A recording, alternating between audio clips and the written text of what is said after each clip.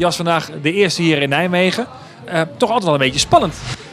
Dat is, ja, je hebt dan van die positieve spanning heb je dan. En ik vind het heel leuk om af te mogen trappen hier op deze avond. Er komen er zoveel mooie artiesten komen nog. Ja, dat is wel speciaal. Echt speciaal. Het ging goed, ja. Het ging goed. Een leuke medley en dan leuke eigen nummers. Ja, dat ging gelijk goed. Dus ik ben er heel blij mee.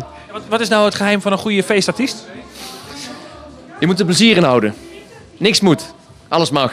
En ik doe het puur voor mijn lol. Ik vind het prachtig om te doen. En ik ben blij dat ik het mee mag maken. En ik kan het meegemaakt hebben. Kunnen ze niet meer van me afnemen. Dus blijf lekker jezelf en doe lekker je ding. En blijf vrolijk. Zoals mijn eerste single was, een beetje vrolijkheid. Wat heb je met Nijmegen?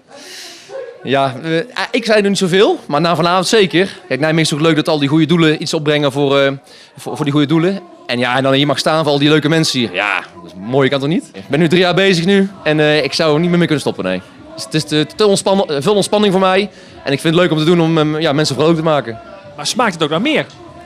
Als het gebeurt, dan gebeurt het, ja. Ik ga er zeker wel, ik probeer alles uit de kast te halen. Ik ben ook een persoon van, als je ergens voor gaat, dan moet je kijken of je er alles voor mogelijk uit kan halen.